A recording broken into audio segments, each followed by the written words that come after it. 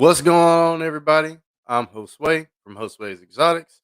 And as you guys know, I like to make videos about my reptiles and amphibians and how to take care of them. And also like to make videos so that way I can educate all the people out there in the world about all these cool reptiles that we have actually living with us in our actual world here on Earth. So, in today's video, what we're going to be talking about is Burmese pythons, as you guys can tell by the title and thumbnail from the video. So let's see who we got in the chat. Starting out, we got Todd Autry's here, Isaiah Muhammad, Boaz the Third, Albert's Exotics. Welcome, Forrest Harper, everybody. Thank you guys for jumping on the live stream and hanging out with us. And I will pull this up, guys, and we will get right on into it, talking about these awesome reptiles. So give me 1 second. Let me take that back off. Let's see.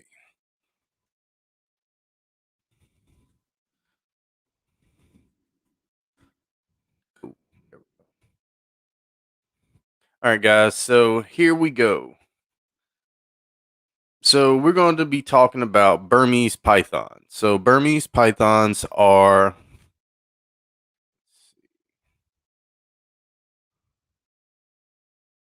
Go. Go to my other screen. Here we go. So we're going to start out with their scientific name. So the scientific name of the Burmese python is going to be the Python bivitatus. So that means that they are a part of the python family. It means they're constrictors, obviously. And there's a lot of cool things about them. I got another picture here. You can get a good look at what a berm actually looks like. They're really cool snakes. And if you guys don't know, we'll get into a little bit more cool facts in just a second with these guys. So, what exactly are Burmese pythons? So Burmese pythons are in the family Pythonidae, which you can see right here, and they fall under the Pythonidae family down in there, and that's where the Bivitatus comes in at. So they're going to be more closely related to some of your other species of snakes. And as you can see, you got the Canophidia, which are Colubridae, and all the other ones, boas and the Boidae, and all these things are all up under modern snakes. So I want to put a little bit of phylogeny history for you guys, so that way you can get a little bit of a idea of where exactly these guys fall in the hierarchy of reptiles and amphibians. So, like I said, what are Burmese pythons?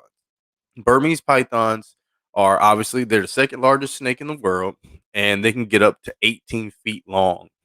And which is kind of astounding because that's a really, really big snake. Have you ever seen an 18-foot long snake? They're also sexually dimorphic. I don't know why that word is hard to say, but it isn't sexually dimorphic.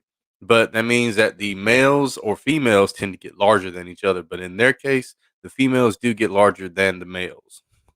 But Burmese pythons are dark-colored, non-venomous snakes with many brown blotches that borders a black and brown as bordered in black down in the back. And in the wild, Burmese pythons typically grow 16 feet. That's going to be like the normal. 18 is abnormally kind of large for one, but they're still pretty awesome snakes in general. So there's a lot of distinguishing factors that you can use to help. How can I say to distinguish? Obviously, what these snakes actually are. Let's see. We had any comments? He's saying hello, everybody. Yeah, welcome everybody. But yeah, so with distinguishing factors, some of that consists of a arrow type head, as you can see with some of our previous pictures here. Let me go back, find you a good photo. Like you can see on the top of the head here that they have a like obviously an arrowhead. So going back to our slide, the spots fit together like a puzzle on like on a giraffe or that kind of pattern as well. So they're usually really patterned snakes, and they usually have a tan line that's coming from the eye down to the bottom of the lip, which you can see kind of sort of right there on this picture. And if I go back, you get a better picture of it here, and as you can see there again.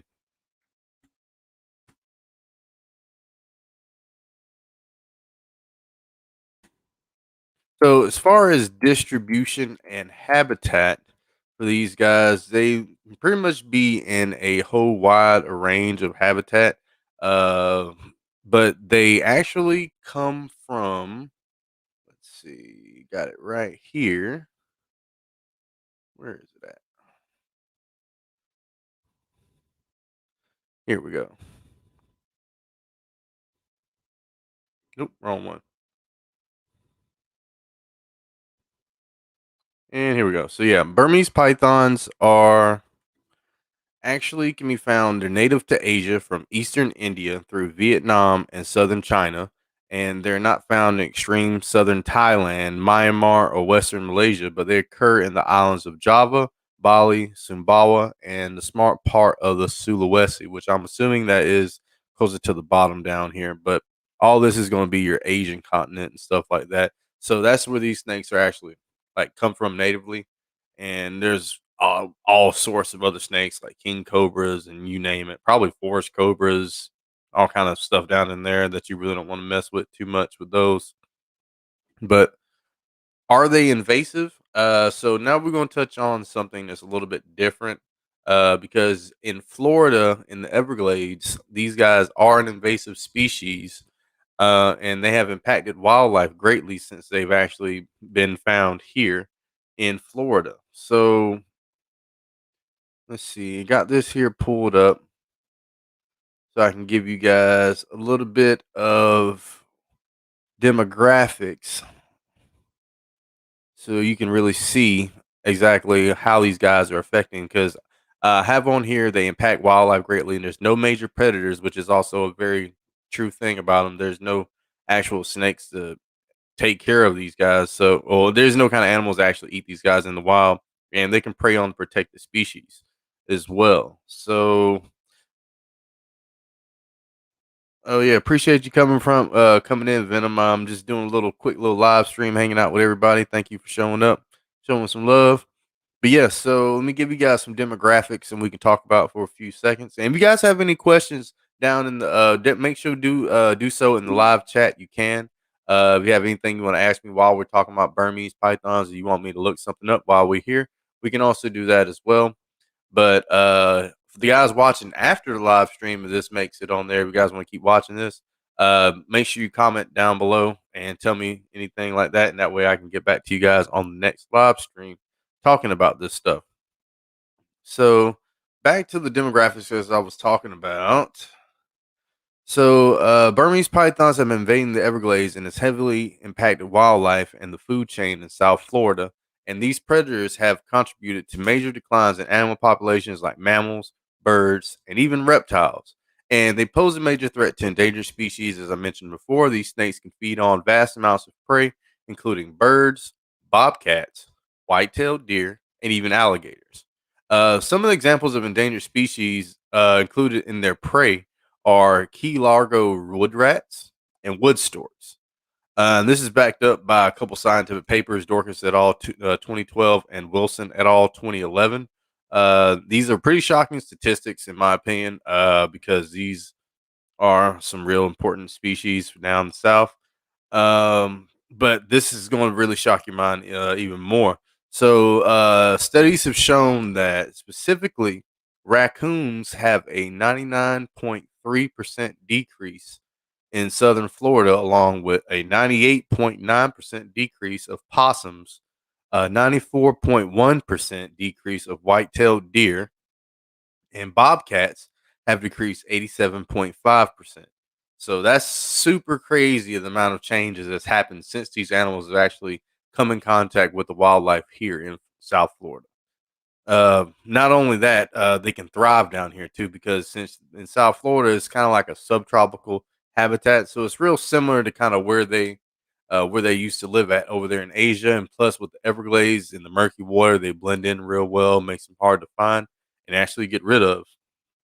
But all this evidence supported by the fact that these declines began to occur around the time of the Burmese python influx in the Everglades. So this information is kind of correlated to it, but not really. But there's saying that since these guys, they just noticed this decrease when these guys happen to have come in here. So Along with the evidence that these mammals are part of the snake's diet. In fact, the plethora of evidence can be proven for the disruption of the native Everglades animal populations. And population densities of these mammals has also shown decreases, and disease that result in animal population decline in other parts of the world does not exist in the Everglades as well. Burmese pythons may also indirectly affect animal populations in the Everglades. Animals that don't act as prey to Burmese pythons may suffer because of the declines in their own prey from the Burmese pythons, essentially stealing their food from other native snakes like rabbits and other things like that. And like I said, it's super crazy, like how much damage these guys can actually cause. So another issue is with these snakes being out in the Everglades is the fact that they can reproduce very quickly, due to the large amount of eggs that these pythons are able to produce. And the results of the experiments in Wilson et al. 2011 in their journal, out of a whole lot of different simulations that they use, a constant introduction of snakes over the years since 1994, which is we're going to get into something else that led into this happening in just a minute. But it caused the population to surpass 100,000 over the duration of 28 years. So, I mean, that's huge. So, I mean, enough with the facts and talking about scientific stuff and all. We'll get on to the next slide I got here. So, where did they come from? So, this is what I was talking about. We'll get into in just a second. So Hurricane Andrew, if you guys don't know, if you don't know your history about, the coastal plain, in the 90s, there was a really bad hurricane, obviously Hurricane Andrew. It was a category 5, occurred in 1992, a category 5. So that was 2 years prior to where those studies were done in 94. And it took out major reptile breeding facilities that hit South Florida. I got a couple pictures. You can see, like right now, it's believe, over the Keys, I believe that's Florida on the left. But here you can see direct impact on all of pretty much South Florida of a Category 5 hurricane. These are pictures from 1992, so that's why it looks so kind of graphic-y looking. So you know, but here's another photo of some of the damage and stuff that's caused by this stuff. It was a super crazy hurricane and all. So where does this all lead us to? Now you're going to ask yourself this. So this leads to other invasive species, kind of like your tegus and your iguanas, chameleons, and tokay geckos that's also have came here recently, because of all this stuff. So let's see here. So yeah, so whenever that hurricane hit and it impacted Florida like that, those breeding facilities got knocked out, and all those animals that was there being captively bred and stuff like that got released straight into the wild. And dude, I don't know if you guys know, as another common fact, that Miami actually has 2 or 3 species of native primates. So we actually have monkeys here in the US now, which is the thing. So I might try to get down there and go check that out and get some extra content for you guys. That'd be pretty cool to see a monkey or get a pet monkey or something along that line. So just a little snippet there. But yeah, you can find chameleons and tokay geckos. That's real cool. They said the chameleons are kind of more on the west coast of southern Florida versus, you can find iguanas. I seen one outside the other day. There where the green iguanas are like, they're like deer, basically, and people eat them, which is the crazy thing. I mean, they probably don't taste bad, but I would probably try it. We'll see. Let's see. Venom Wonderful says, "I would rather have pythons and coons and possums." Just being honest. Yeah, they're making a super big deal down there in the Everglades with all that stuff. So I mean, they're still awesome snakes to have as pets, but they do impact wildlife seriously a lot. So I mean, it is what it is. But Florida has also instituted a python hunting program where they actually pay people to go out into the wild and catch these things and remove them from the native wilderness. And it's created a lot of jobs too. So I mean, it's shout out to Florida and the Fish and Wildlife for all that stuff. Super awesome of them to do that and be paying people to do it, which is something I'm hoping to get into.